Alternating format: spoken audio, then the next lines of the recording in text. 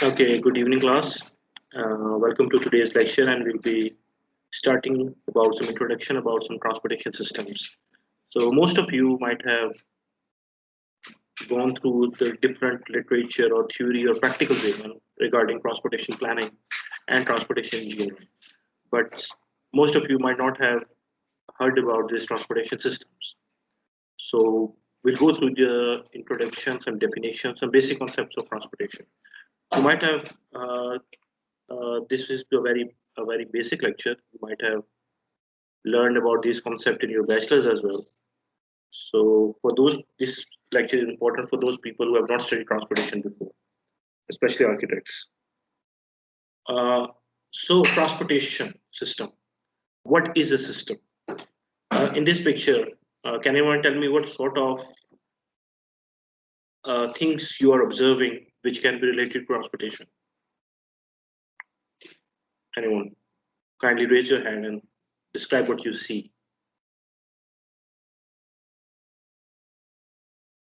Yes, Hamza, please.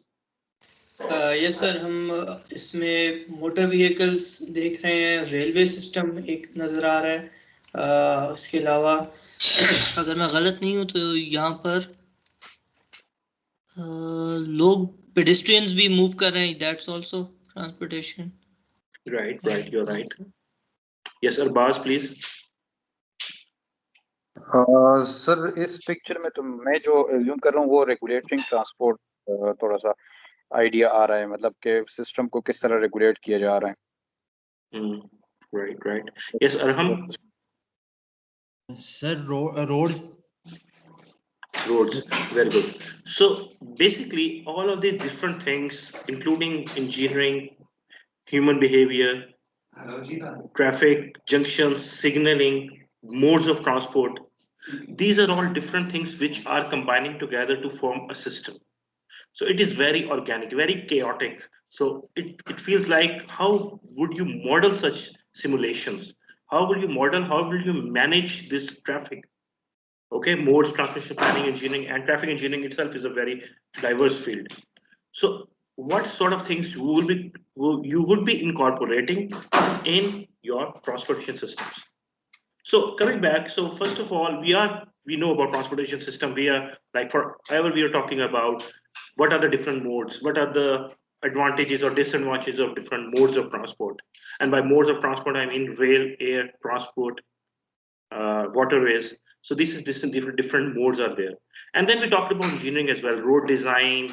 We talked about speed limits, the street infrastructure, road infrastructure, where how much footpaths, what would be the lane lengths, widths,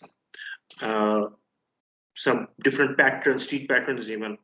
So this is usually done in the transportation systems, and this is a domain of transportation engineers and traffic engineers. They are very much they have grip on this. But the main thing missing in Pakistan system, especially all over the world as well as developing countries, and in case of Pakistan, is we are not modeling the behavior of people. We do not know how people are reacting, how they are evolving, what sort of behaviors, or you can say, I would say, socioeconomic conditions or characteristics which makes them travel from one point to another. This is how you model an individual. This is how you manage or you can simulate traffic movement from one place to another.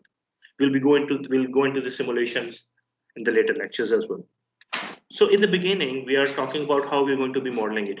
And I'm talking about in case of Pakistan, we are very much missing this link.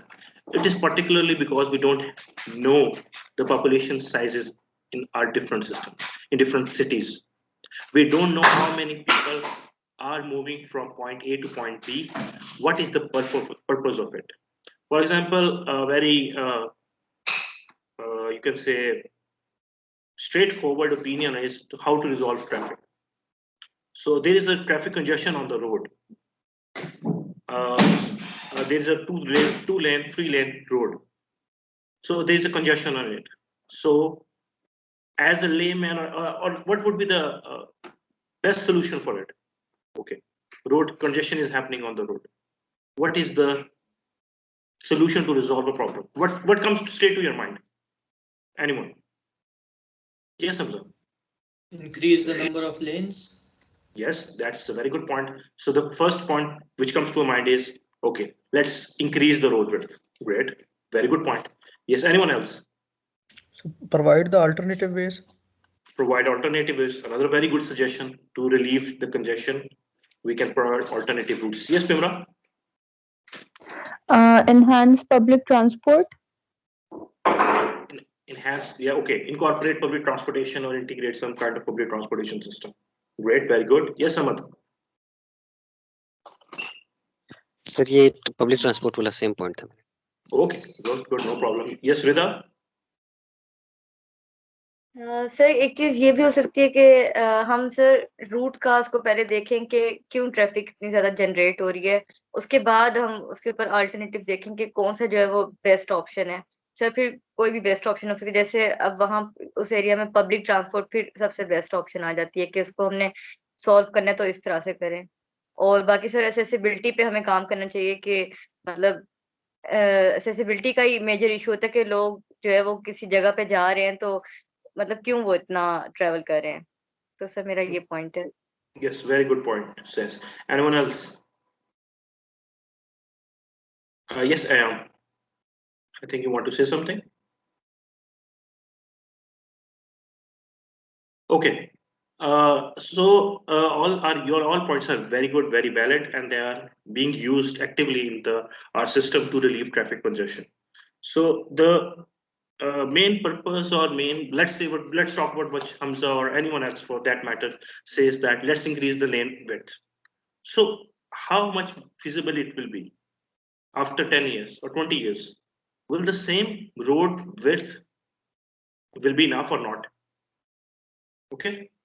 So it begs the question that even there is a very good correlation according to this statistics that if you increase a road infrastructure on a particular road, if you increase the width or capacity of that road, more people will start using that road.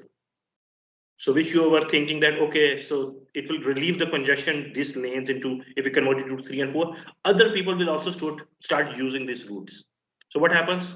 It again increases exponentially. Traffic load increases exponentially because everyone knows that, oh, this is a very good way. They'll start using it. Another option, a very good point was raised by our student was alternative routes. Okay, alternative routes are very good options when there is no other way, like giving a bypass or ring road or this kind of concepts. We'll go into when do we need a ring road or bypass. We'll go into the detail in the later lectures. But one more point is that if again an alternate route is provided, people will start using that alternate route. So what will happen? You'll have congestion on the alternative routes.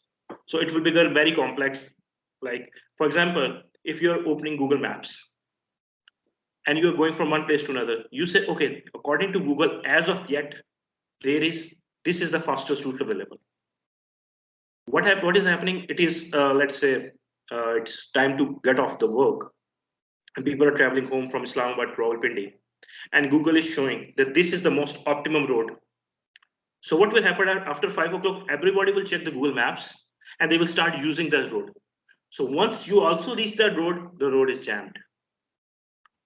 So what is influencing this congestion basically? This is individuals' decisions or models. The other point was there. I don't know how many people understood it, but I got the point. The most optimum solution is we have to understand why people are traveling from point A to point B. Are they traveling for work, leisure, shopping, entertainment? What is the purpose of it? From A to B. For example, I'm saying I'm going to blue area to have a shop, like, okay, so I'm going out and to watch a movie. So what are my options? Okay, so I have to go to point B, for example. But what if that facility is provided at point A? So what will happen? People will stop traveling from A to B. They have the facility in B. at their own stop at a point A. You got my point? So decentralizing some kind of land uses or systems or human needs or social services all over the city would really help in relieving the congestion.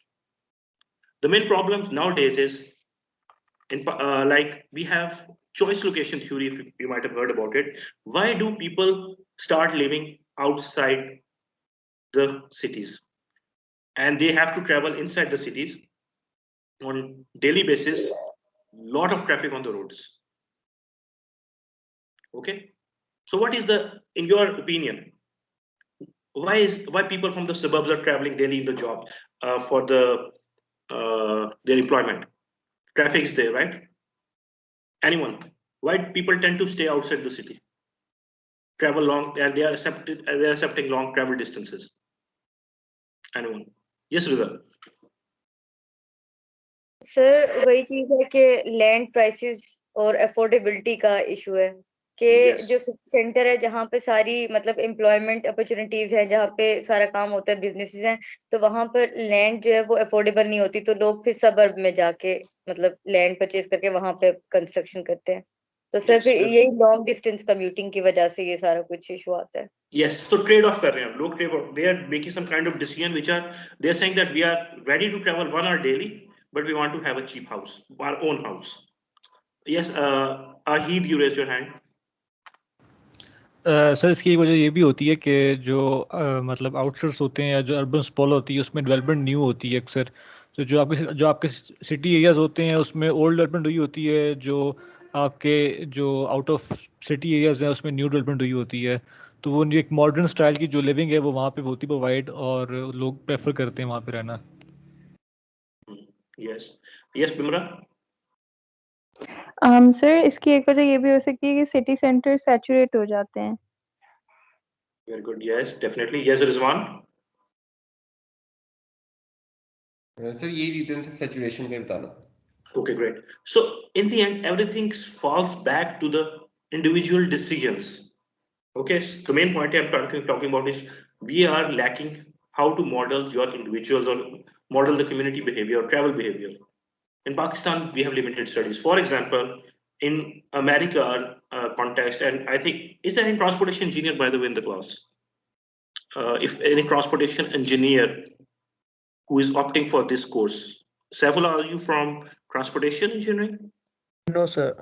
I'm from remote sensing engineers. Okay.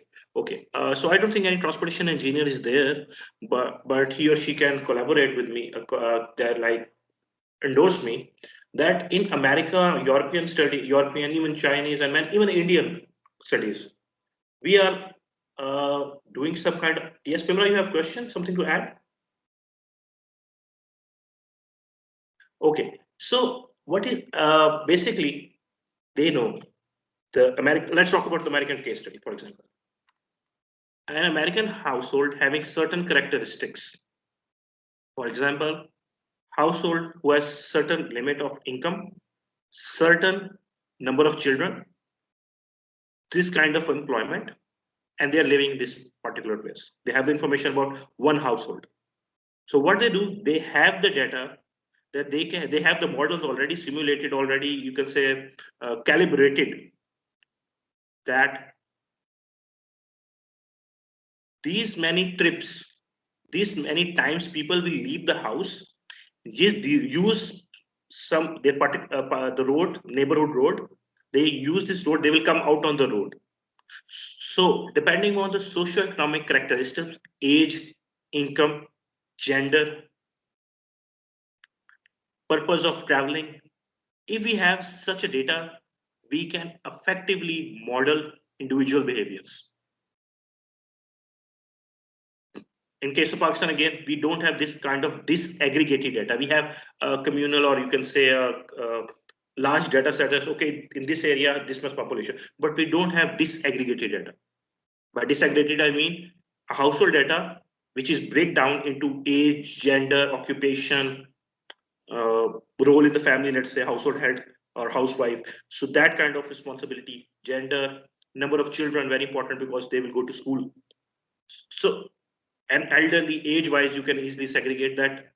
Then again, like old men or old women, who tends to travel more or who tends to travel on public transport more, right? So if we have this kind of disaggregate data of every individual in certain neighborhood, then or let's say as a transport planner or urban planner or land use planner, I can estimate that these number of trips, more or less, with certain, like let's say I would say around 50,000 cars will come on the road, more or less, like okay, give and take 5,000, 10,000, but 50,000 are the roads which will come, cars which will come on the road. So I can effectively model that, is my road capacity has the potential to handle such kind of traffic or not in these particular peak hours. So everything goes back to the socioeconomic condition or a household, how they are going to be employing this transportation, how they will be using this kind of transportation. For example, there is a study that women tend to use public transport more than men.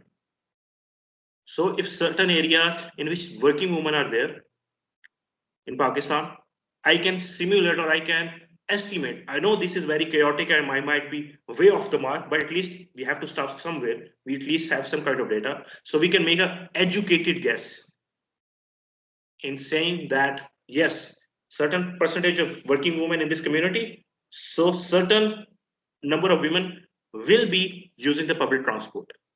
And if I have the data, then I can then evaluate the public transportation system or make the public transport system better for the women. Okay, so depending upon the data, we can simulate, we can, like every question of road traffic can be resolved if we have enough data. All we need is, if we have a model, then over time, we need to calibrate it, customize it, update it, upgrade it. That models are available for America, European, Middle East country, even India. In Pakistan, we don't have any model. We don't know if certain characteristics of this household will result in these many number of trips from the house. We don't have the data. So what we do, and I confirm from this, my transportation engineering departments, they are saying that they are following traffic manual. I'll be sharing this manual with you also as well. So we are using Middle East traffic manual. But I would suggest that I think Indian module would have been better, but that's again something different. So we are opting for the models already developed and customized for the Middle East countries. We are using that. Our traffic engineering departments and transportation planning departments, they are using the Middle East country data.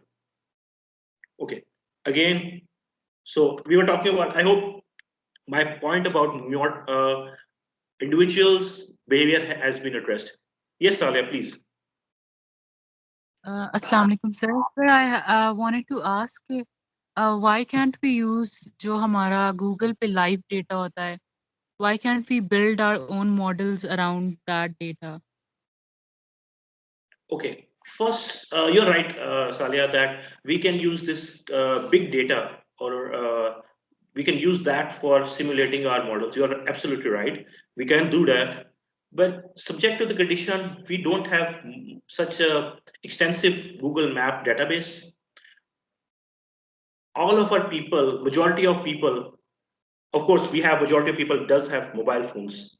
They don't have smartphones and they don't have, I would say, a live internet connection, 4G internet connection.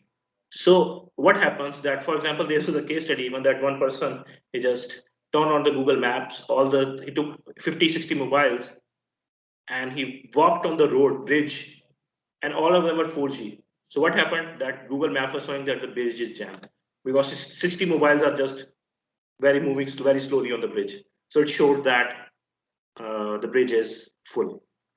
But yes, to a certain extent, I would agree that for road infrastructure, when I'm doing research with my student on transportation, I ask them to at least extract road networks from the Google Maps. But I would, again, for you, I would suggest, again, for the students, I suggest OpenStreet mapping because it's freeware and you can use all the data you need free of cost. So at least we can extract road networks from out of them.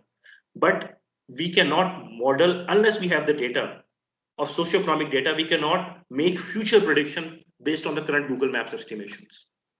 For the current, as of now, Google Maps is very reliable, but can the data at the back end help us in simulating the future growth? Our main purpose behind a modeling and simulation is to have some kind of predictive modeling, that how much road capacity do we need to enhance in the next coming years, or what sort of public transportation is needed in the coming years. So Google Maps, in my personal opinion, I might be wrong, Google Maps has this limitation which will restrict us from making some kind of future development, transportation development program. So wouldn't we like for that future prediction, all we need is a population growth का हमें चाहिए, right? कि हमारी population growth किस तरह हो रही है? That's yes. all, right? कि per month कितने babies पैदा हो रहे हैं, per month कितनी deaths हो रही हैं? You're right. People have moved on. I mean, America, for example, they have moved on from census. America, if not wrong, or some country, some developed country, basically, they said that they don't use census anymore. They just have the data for how many births and how many deaths, so they know what kind of population existing. So once we have the complete NADRA database, then maybe we can have this population growth, which Salia said. But my point is that we need a disaggregated data. How many people, what are the ages, and are they doing job or not? This kind of, the more comprehensive data we have, for example, we give input to the model, the better will be the results, the outputs, the prediction. So the garbage in, garbage out concept of, it's very famous in GIS, garbage in, garbage out, right, Saifullah? So the more, yes, sir, right, sir. So the good data you input, then the better will be your predictive model. But yes, you're right, Salia. We can, to some extent, for example, we can harness the power of big data to achieve certain small, I would say, short-term plans. Yes, we can use Google Maps for that as well. Yes. Yes. Any question? Anything to add or comment? Sir actually आपने जैसे Google map की बात की है, तो एक तो sir Google map की जो APIs हैं वो लिटिल बिट एक्सपेंसिव हैं, और मतलब उसके लिए एक बिग डाटा होता है, तो वो डाटा हैंडलिंग जो हमारी कंट्री के अंदर बहुत बड़ा प्रॉब्लम है. सो अभी तक इस तरह हमारे पास स्पेशल डाटा के ऊपर ऐसा हमारे मुल्क में काम ही नहीं हो रहा. तो इस तरह से हम इंफ्रास्ट्रक्चर डेवलपमेंट के लिए हम या रोड नेटवर्क डेवलपमेंट के लिए हम काम नहीं कर सकते. तो इसके लिए सर जब तक हमारा स्पेशल डाटा डेवलपमेंट सेंटर नहीं होंगे, तब तक हम ये चीज़ें ना मैनेज कर सकते हैं ना प्रेडिक्ट कर सकते हैं sir. Yes, very good point. Very good, Saifullah. Very good input. Yes, so this is another aspect which I ignored, that yes, data handling, data analysis, because we need good computers and good systems to handle this, what you call it, longitude, this data, some time series data, because we would be receiving data every hour, every year, every month, every day. So we don't have enough database to handle this kind of such a heavy systems. So yes, Saifullah, thank you for your input. So what about OpenStreetMapping? So that APIs, I think they are free, and but again, yes, they might have a lot of data that would make it difficult for you to use. Okay, anything, any question, anything just popping in your mind or anything? Okay, another point is that individual models are like modeling some individual decisions are very difficult. I would not say, let's say I'm talking about our class. For example, I'm talking that Saifullah will join today's class. So I'm not sure about that. Will Saifullah join my class or not? But I'm certain that if there are, let's say, 25 students or 30 students in the class, I can say with certain probability that out of 30, at least 20 will come in the class today. What? Collective modeling. We are talking about collective data modeling. So when you're talking about community level, or we are talking about a large sample size, then your prediction modeling as well as your probability to make it prove your hypothesis is more valid. Got my point? Predicting a behavior of individual is difficult, very difficult. I cannot guarantee about individual, but as a community, I can guarantee that 90% or 80% of people will do this and that because large sample size. So collective data modeling is easier. So we can, what we do, we sum up households with similar characteristics. We have the data, we have, let's say we have 10 million households living in our city. We group them together. Okay, 1 million type of people, similar characteristics. Okay, 1 million. Another group 1, group 2 with certain kind of socioeconomic characteristics. We call it strata sampling. So all of them together, we make different stratas, different groups with similar characteristics. So I can say, okay, group 1 will 90% of group 1 people will go for job because they are employed in service industry. So they will move from one place to another. They will come on the road from 8 to 9 and they will move towards their employment from 8 to 9. And on the way back, maybe 5 to 6, it will be traffic according to them. Group 2, businessmen, let's say. They will move maybe 10 or 11 o'clock for the markets and they will come back maybe 9 o'clock, 10 o'clock at night. So depending upon the socioeconomic characteristics, as a community, as a group, the models become more reliable, more accurate. So making some kind of group analysis is easier, accurate, reliable than an individual behavior. Got my point? Any question till now? Anything to add? Anything? Okay. So yes, Irfan, please. जिस तरह आपने बात एक पहले की थी कि जिस सिटी ए सिटी बी के दरमियान की बात कर रहे थे ना, आपने ये कहा कि हम सारी फैसिलिटीज या मोस्टली फैसिलिटीज हम सिटी बी में भी दे दें ताकि उनकी ट्रैवलिंग उनको ना करनी पड़े. लेकिन जब हम डेवलपिंग नेशंस की बात करें जिस तरह पाकिस्तान है, like we can not afford कि हम सारी फैसिलिटीज उस सेक्टर बी में दें. ठीक है, तो उस लिहाज से देखा जाए तो लाइक आप क्या इस एंड पे कहेंगे? अच्छा, आप जो बात कर रहे हैं ना सिटी ए सिटी बी, वो थोड़ा सा रीजनल लेवल पे जा रहे हैं. रीजनल लेवल पे हम सिर्फ मे बी लाइवलीहुड्स के लोग ट्रैवल करते हैं एक सिटी से दूसरी सिटी तक. मैं बात कर रहा हूँ सिटी के अंदर, इंट्रा सिटी की बात कर रहा हूँ. How different people are interacting within the city, how transportation is interacting with the city. So transportation plays a very vital role in that. So transportation and land use, two things, are very much interrelated, or I would say depend on each other. Jahan road network, wherever the road network is good, land use will be developed according to that, and land use will have their spillover effects over the transportation systems. Regarding facilities and services, it becomes a bit at regional level. I would say suggest that both cities should have equal opportunities for having a sustained or balanced kind of regional development. Even rural and urban should have the same facilities per population. But when we're talking about at city level, I'm talking about like H12s, people are leaving from H12, people are coming to H12, for example. From or you are going to G11, F14, F7, F10, eat something to have to avail a certain facility. What if KFC is providing H12, let's say? You're going out for KFC. Should KFC come in H12? Wouldn't that like reduce the traffic loads on the weekends or at the like dinner time? Izwan, you got my point? Yes, exactly, sir. Isse to nahi hoga, definitely. Okay, yes. So individual, we're talking about only one chain. We are talking about a group of services, commercial activities, employment opportunities, like this kind of thing. Okay, so many of us, that is the point. Many of us, when we are very much into technical things, we are not designing the systems. Our systems are perfect. Our road networks are okay. Our public transportation is there, but we are not working with the people. We are not working. We are not understanding what people or public needs. We are not designing our systems according to the public needs.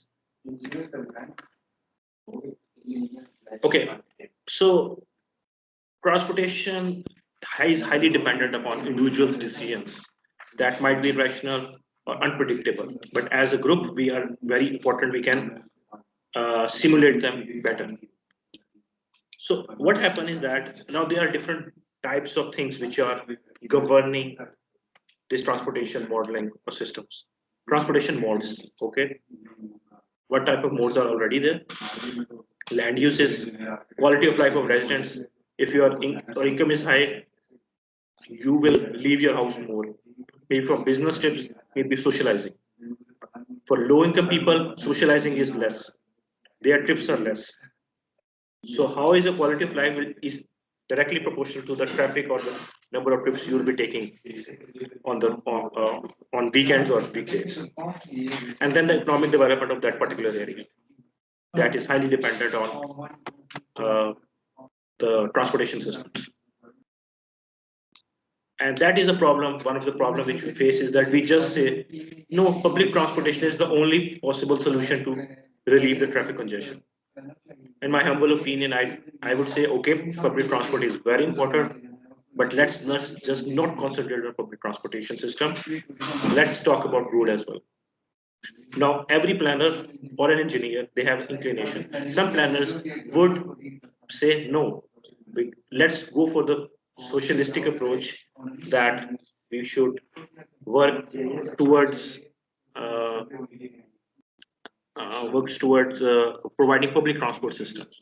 But some planners or engineers or even different persons with different backgrounds, they would prefer capitalistic approach, and they would say, no, let's work on enhancing quality of life of privates or individuals. Let's work on that. Whoever has power, whoever has money can buy a car. So let's work on road infrastructure, not on public transport system. So that is why one of the, if you observe that public transport is not preferred very much in case of American cities. But if you come to European cities or Chinese cities even, public transport is very much like part of their transportation system. Higher proportion of percentage are using public transport. So as an individual, just a question I'll put out there, and there is no right and wrong answer for that. Do you prefer, should we enhance public transport or should we enhance road infrastructure? Anyone? Because road infrastructure has direct relationship with economic development. The more perfect road infrastructure you have, the better will be your economic growth. On the other hand, public transport is very much directly related to your socio-economic development, social development. So yes, I put the question out there. Anyone, road or public transport? Anyone?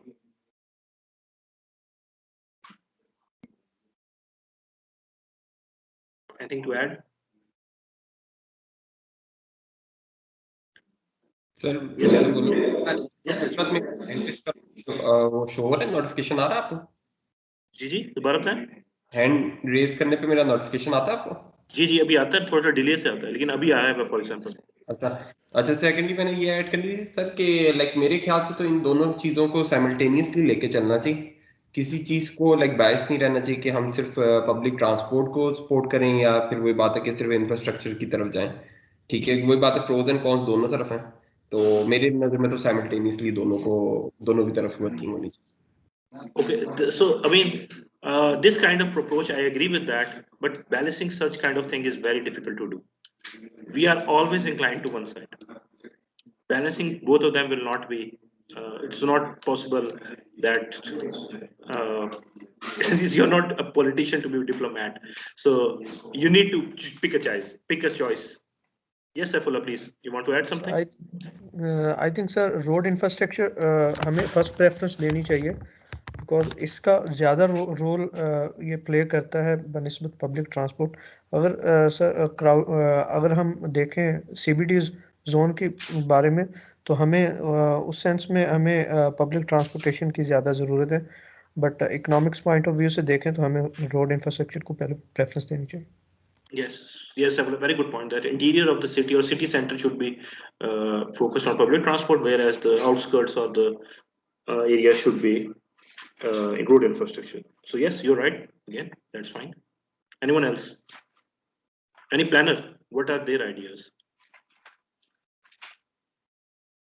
Again, this is there is no right and wrong for this. If no question, then we'll move on.